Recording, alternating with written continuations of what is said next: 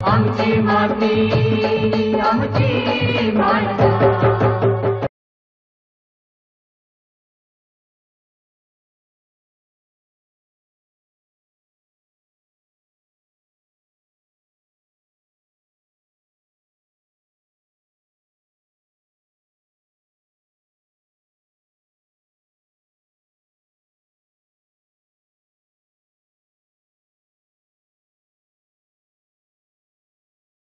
कोकण म्हटलं की डोळ्यासमोर येतो विस्तीर्ण समुद्रकिनारा आणि नारळी पोफळीच्या बागा।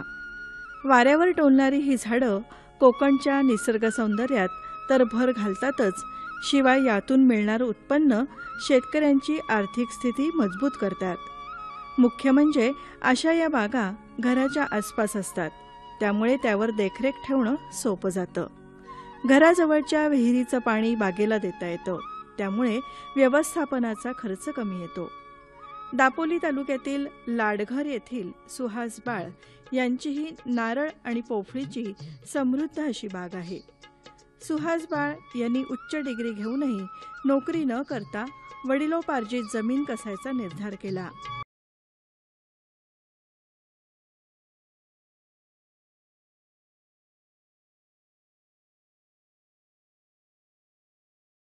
मी सुहास विष्णुमूर्ती बाळ, मुक्काम पोस्ट लाडघर, तालुका दापोली, जिल्हा रत्नागिरी।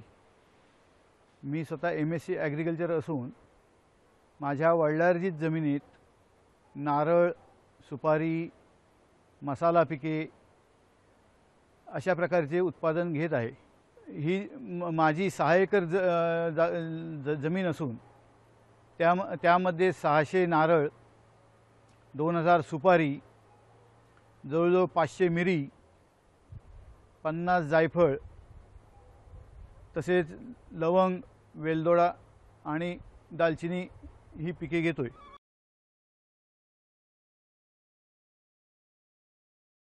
दापोली येथील कोकण कृषी विद्यापीठ शेतकऱ्यांच्या विकासासाठी सातत्यानं प्रयत्न करतंय। विद्यापीठातलं तंत्रज्ञान शेतकऱ्यांच्या दारापर्यंत पोहोचावं यासाठी विद्यापीठाचे प्राध्यापक त्यांना सहकार्य करतात, त्यांच्या संपर्कात असतात।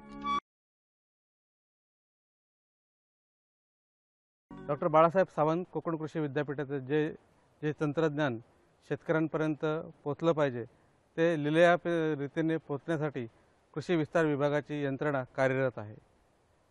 येथील लाडघर येथील उदाहरण द्यायचं झालं तर श्री सुहास विष्णुमूर्ती बाळ हे एक बोलकं उदाहरण आहे। ज्या गृहस्थांनी डॉक्टर बाळासाहेब सावंत कोकण कृषी विद्यापीठामध्ये MSc हॉर्टिकल्चर या विषयामध्ये पदवी संपन्न करून त्यांनी शेती करण्याचा धाडसी निर्णय घेतला आणि आपल्या 6 एकर जागेवर त्यांनी नंदनवन फुलवलं।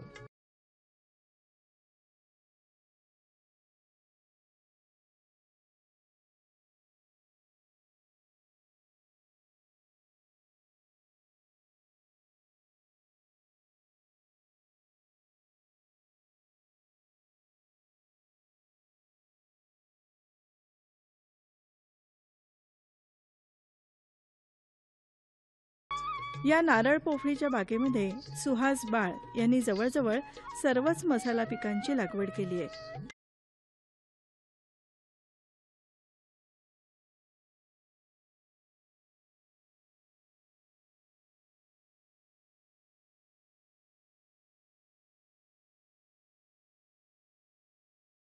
ह्या सर्व झाडांवर मी आंतरपीक म्हणून काळी मिरी, जायफळ, दालचिनी आणि वेलची आणि लवंग याची लागवड केलेली आहे।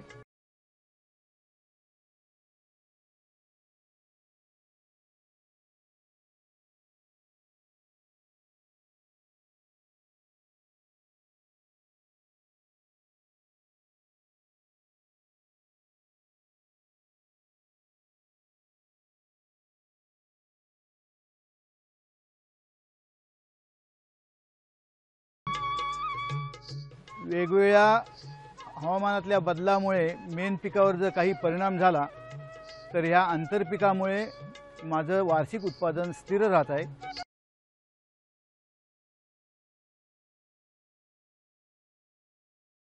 नारळ आणि सुपारीच्या उत्पादनाबरोबर त्यांना या मसाला आंतरपिकातून चांगलं उत्पन्न मिळतं.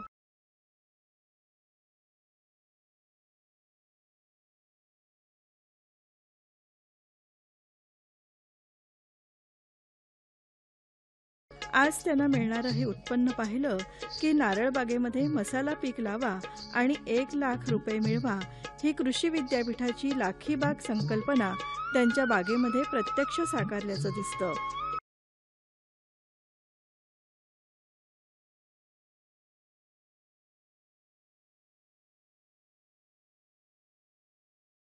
आज त्यांच्याकडे 600 नारळाची झाडं, त्याचबरोबर 2000 सुपारी आणि नारळामध्ये आंतरपिके मसाल्याची असतील, आणखीन सुपारीची असतील, अशी आंतरपिके त्यांनी घेत आहेत.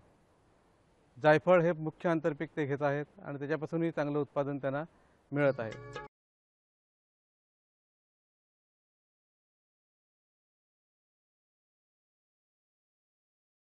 या नारळ मसाला पिकामध्ये आंतरपीक घेत असताना त्यांनी काळी मिरीचं सुद्धा चांगल्या प्रकारे उत्पन्न मिळतं आणि 500 किलो काळी मिरी ते दरवर्षी पिकवतात. पाण्याचा काटकसरीनं आणि कार्यक्षम वापर व्हावा यासाठी त्यांनी सिंचनाच्या आधुनिक पद्धतीचा अवलंब बागेसाठी केलाय. पाण्याचा अतिरिक्त वापर टाळून त्यांनी आधुनिकतेची कास धरली आहे.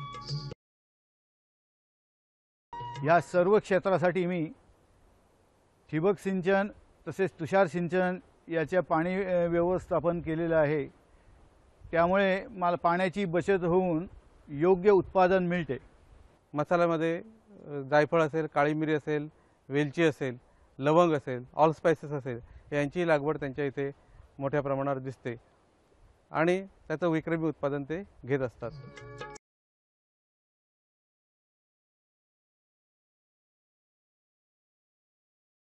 नारळ आणि सुपारीच्या उत्पादनाबरोबरच त्यांनी नारळ रोपांची नर्सरी तयार केली आहे. त्यांच्या या नारळ रोपांना विक्रमी मागणी आहे ते त्यांनी विकलेल्या रोपांवरून कळतं. कोकोनट बोर्ड म्हणजेच नारळ विकास मंडळ कोचीन यांच्या अनुदानातून आणि यांच्या मान्यतेने माझी नारळ नर्सरी आहे. या नारळ नर्सरीमध्ये माझ्या बागेतीलच सिंडनट मी वापरतो. नारळाची रोपं आज गुजरात, महाराष्ट्र तसेच काही प्रमाणात गोव्यालाही माझी जात आहेत. केंद्रीय नारळ विकास बोर्डाची जी कोची येथे केंद्र हे बोर्ड आहे, त्या बोर्डामार्फत त्यांना नारळ रोपवाटिकेसाठी सुद्धा त्यांच्याकडे परवानगी मिळालेली आहे आणि दरवर्षी सर्वसाधारणपणे 40,000 नारळ रोपांची, दर्जेदार रोपांची ते विक्री करत असतात. इतर महाराष्ट्रात सोडून इतर राज्यातही त्यांची नारळाची रोपं बाहेर जात असतात. असे प्रभावी व्यक्तिमत्व श्री सुहास विश्वमूर्ती बाळ हे मसाला आंतरपिकासाठी परिसरातील विभागामध्ये प्रसिद्ध आहेत.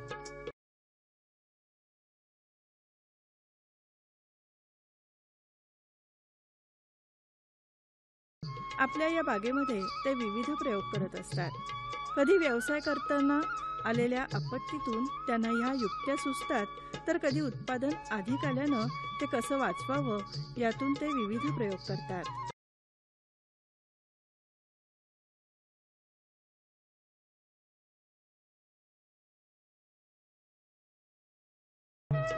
त्याचबरोबर सुपारी आणि नारळ यांच्यामध्ये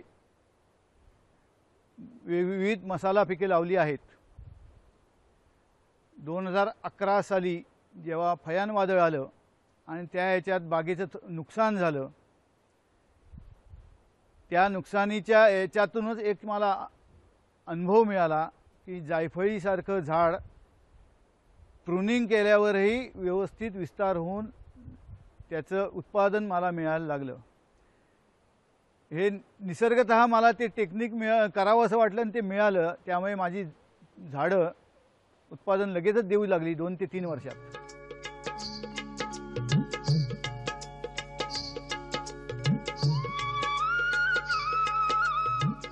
नारळाचं सरासरी 150 नारळाचं उत्पादन आहे. सुपारी 3 किलोपर्यंत उत्पादन देते. मिरीचं माझं साधारण 500 किलोपर्यंत उत्पादन होतं. जायफळ 100 किलोपर्यंत होतं. विविध पिकं घेतल्यामुळे मला बऱ्यापैकी उत्पादन मिळतं आहे आणि निसर्गात जे वेगवेगळ्या धोक्यामुळे एखाद्या पिकाचं उत्पादन कमी मिळालं तरी ह्या नाही त्या पिकातून मी माझं वार्षिक उत्पादन स्थिर ठेवू शकतोय.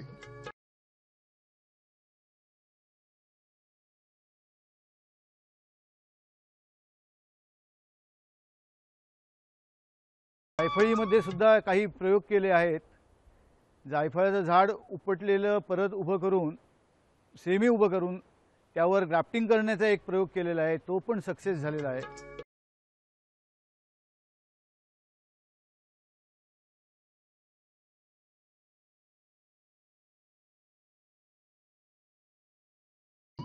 काळी मिरीची कटिंग करणं किंवा छोटी मिरी तयार करणं असेही माझे प्रयोग चालू असतात. याबरोबरच ते नवीन नवीन तंत्रज्ञान शोधत असतात आणि त्याच्यातूनच नवीन तंत्राचे प्रसारण ते करत असतात.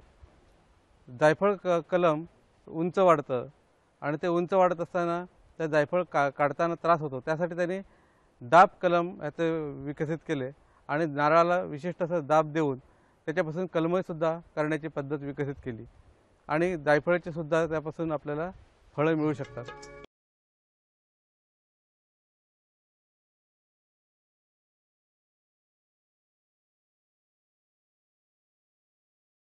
विविध कृषी प्रदर्शनांमध्ये भाग घेऊन त्यांनी पुरस्कार सुद्धा मिळवले.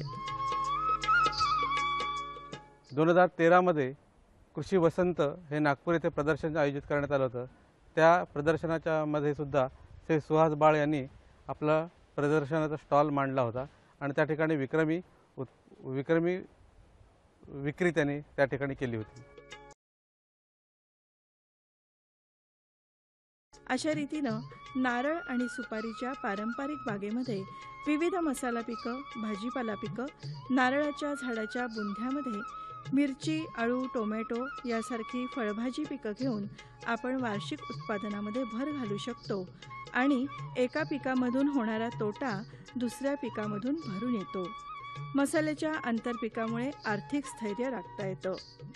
बागेमध्ये असलेली फणसाच्या झाडांपासूनही मी उत्पादन म्हणजेच हवाबंद डब्यामध्ये त्याची भाजी भरून ठेवतो. म्हणजे वर्षभर फणस भाजी उपलब्ध होऊ शकेल मार्केटमध्ये अशी तजवीज आहे. त्यामुळे फणसाचं जे नुकसान होतं आहे त्यापासूनही मी रिटर्न मिळवतोय. आपणही असंच नारळ बागेमध्ये मसाल्याची विविध आंतरपिकं घेऊन अधिक उत्पादन मिळवू शकता.